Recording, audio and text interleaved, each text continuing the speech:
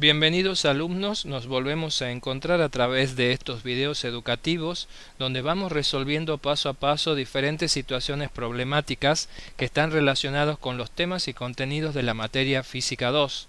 En este caso vamos a resolver un problema relacionado con el tema de capacitores y capacitancia. Veamos cuál sería la situación problemática.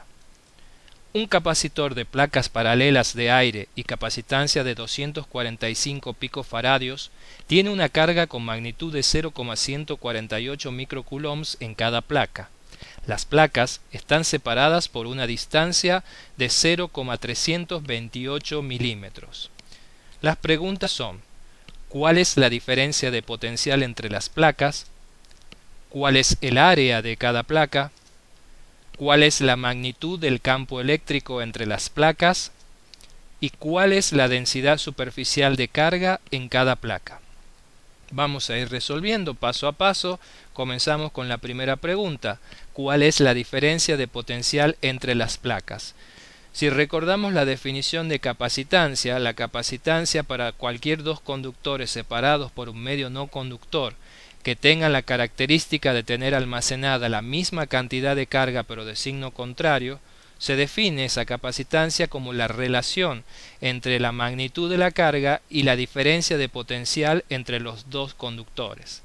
Si nosotros despejamos de esta ecuación la diferencia de potencial y teniendo en cuenta los datos que nos da el problema sobre cantidad de carga y capacitancia del capacitor, podemos obtener el valor de la diferencia de potencial que va a haber entre las placas de este capacitor.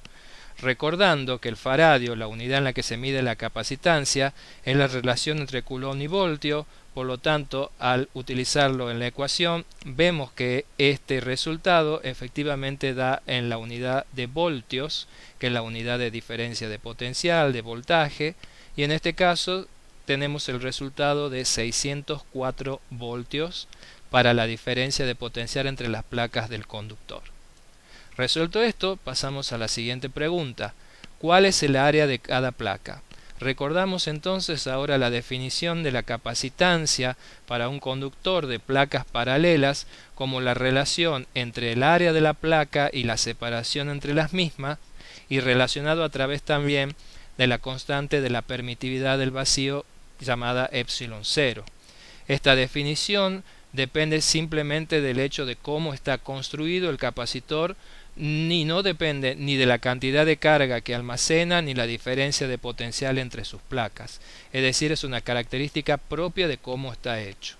Si de esta ecuación despejamos el área de la placa, reemplazando los valores que nos proporciona el problema, como la capacitancia de 245 picofaradios o la separación entre las placas y la constante epsilon 0 que podemos encontrar en cualquier texto de física, resolviendo y operando encontramos que el área de las placas de este conductor es de 90,8 centímetros cuadrados. Resuelto esto, pasamos a la siguiente pregunta: ¿cuál es la magnitud del campo eléctrico entre las placas? Recordando la relación entre la diferencia de potencial entre dos puntos del espacio y el campo eléctrico que existe en el mismo, resultaba ser que si ese campo eléctrico era uniforme, la diferencia de potencial se podía estimar en función de la posición o la distancia entre las dos posiciones dentro del campo eléctrico y el valor del campo eléctrico con esta ecuación que tenemos en pantalla. De esta ecuación podemos despejar matemáticamente el valor o la expresión del campo eléctrico, que en función del dato de la diferencia de potencial o voltaje que ya teníamos calculado previamente y la separación entre las placas, nos permite obtener el valor del campo eléctrico dentro de este capacitor, y es un valor que estamos suponiendo que es constante y no estamos teniendo en cuenta los defectos que pueda tener el campo al aproximarnos a los bordes de las placas. Damos un campo eléctrico constante. Eso es una simplificación que se ajusta bien a la realidad si las placas tienen mucha área y la separación es muy pequeña. Por último, nos consultaba el problema cuál era la densidad superficial de cada placa. La densidad superficial de cada placa podemos obtenerla recordando que a través de la ley de Gauss habíamos encontrado la expresión del campo eléctrico de placas infinitas cargadas y que en este caso un condensador o un capacitor de placas paralelas son dos placas cargadas enfrentadas una con la otra. Si resolvemos eso, o lo hemos hecho previamente en alguna situación problemática, podemos encontrar que el campo eléctrico dentro de un condensador de placas paralelas se puede calcular como la densidad superficial de carga de la placa dividido en la constante epsilon 0. No nos olvidemos que la densidad sigma, densidad superficial de carga, es igual al valor de la carga dividida en el área de la placa que querramos calcular. Si despejamos de esta expresión el sigma y reemplazando en función del campo eléctrico calculado previamente y la constante epsilon 0, llegamos al valor de la densidad superficial de carga de este condensador.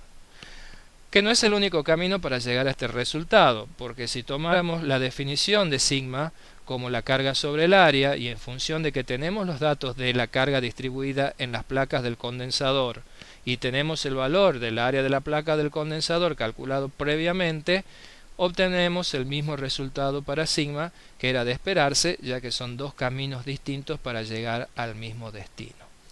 Esperamos que haya sido de utilidad el desarrollo de este problema para introducir los primeros conceptos de capacitancia y capacitores, un tema que no tiene que ver con el tratamiento vectorial, ya que estamos trabajando con magnitudes escalares, por lo que puede resultar un poco más fácil su comprensión. Esperemos que haya sido de su agrado y seguimos en contacto a través de otros videos. Muchas gracias.